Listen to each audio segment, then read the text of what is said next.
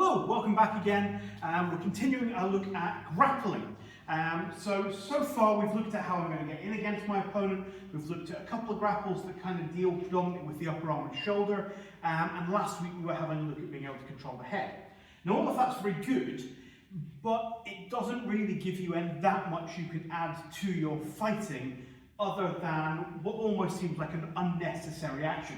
So if Andrew was to attack me and I block and I follow that back in order to get an overhook that allows me to get a strike, well in reality what I could have done there is hit him. I've added in this unnecessary grappling step if that was my end game. So what you've really got to look at next is how I start to transition. And I've alluded to this briefly when I talked about the chain last week. But what I want to be able to do is move from one grapple to another. So let's have a look at the chain. Now the way the chain works is that starting with finger as the smallest lockable unit of the human body, shall we say. If I grab Andrew's finger, that's something I can start to affect the lock with. Really the only thing I can do is bend it that way. I can try to bend it sideways. The other problem with these is they tend to dislocate quite easily and you lose your grapple anyway. But if that's all I've got, it's what I've got. Moving up, the next one we can look at wrist locks. Yeah, I've got wrist locks up here, I've got wrist locks that go down. That's fine. Moving from there and come up to the elbow, we can start to take it that way. Even worse, we can start to take it that way. And I can use the elbow. Shoulders we've kind of already looked at. I've got my overhooks. Sorry, that one's an overhook. I've got my underhooks. And then we move from there up to the head, where we've got our head grappling I was looking at last week. So I can kind of move up and down that chain, only ever by one unit. I don't really want to go, ha, I have your finger, from here I will try a head grip. It's a lot of ground to cover. And in reality, I'm not going to bother with fingers because they're a bit rubbish. The only time that's reachable is when somebody's pointing at you, and you can literally just go, crunch, and it might end things before they kick off, but generally don't. So what I'm looking for is to actually start moving through a chain of events that allow me to basically get a clinch, deliver an attack, and then move to the next clinch. Quite often by anticipating what their next attack will be. So let's explain how some of that might work. So if Andrew was to throw a punch at me, I might block that and go to a wrist lock. Yeah? From here, I can do a little bit, but I don't have that much control. And in reality, if Andrew kind of steps forward and punches at me, I know what's coming. Yeah? That's literally your most logical action. So from here, I can go, well, what can I do from here? So from here, as he throws that, I'm going to take myself over, lock the elbow. Now it's much harder for you to do that. So what you're going to do is you're going to pull this arm away to swing around and hit with the other one, which gets me into my overhook. Yeah? From there, you might come over with the other one. I don't really care. I'm just going to smack that and move into the head, which is where I wanted to be ultimately anyway. So I can move around this chain. Once I'm comfortable with that, I can start looking for how I can actually start delivering attacks as I'm going. So again, if a punch comes in, I might decide I'm going here. I might go for that outside lock here. Yeah, from here, both of my hands are kind of employed in this lock. However, I've got knee, foot, other foot. If I really want to annoy him, I can deliver some kind of kick probably in here to cause some pain. Gets his attention coming low. He's probably going to swing wild with the other arm, which is great for me because I can then take his attention up high. Yeah, strike to the head. From there, I'm straight over into my headlock. Yeah, into the kidneys.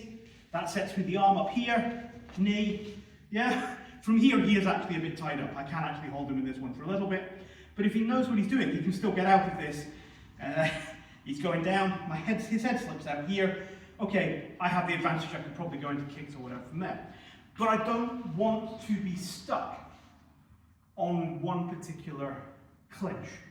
I want to get it, strike, and then prepare to move on. So this brings us to the fact that there's really 6 positions that you can be in around the human body. And if you stand there, arms out, I need to kind of about there so I can explain. Yeah, no, don't worry about it. You're like the Basilica Jesus. So from here, the positions I can be in this front central position where I'm mostly going to work headlocks. I might be working overhooks, underhooks. From there, I have the option occasionally to move to this outside. Yeah? Yeah, so I can move to here, and that allows me to get different kind of locks. Yeah, from there I can keep moving around. This is the best one. If I can get here, we can start looking at, you know, rear naked chokes, or, you know, kind of compressing the head, these kind of things that make it really awkward for my opponent to move around. From there I can move to the other side.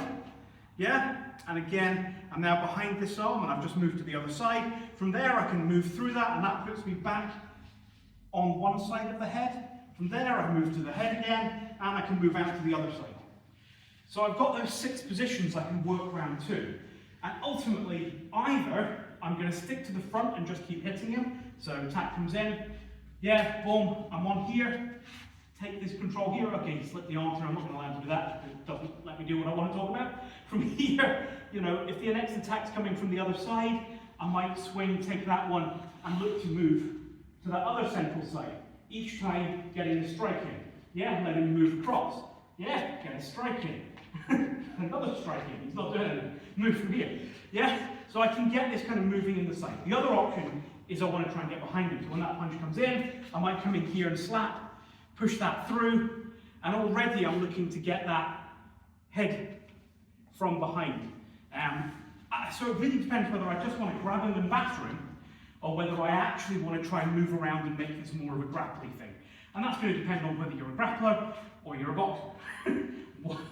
It kind of suits your preference of whichever one you want to go to.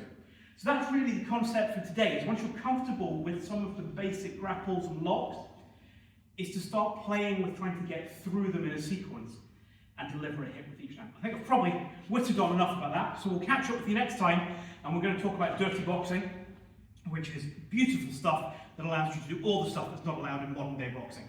So we're going to have a look at some of that next week to show you how you can carry on attacking even in a clinch situation without having to move through them. But we'll explain more about that next week. So until then, have a good week. I shall catch you later.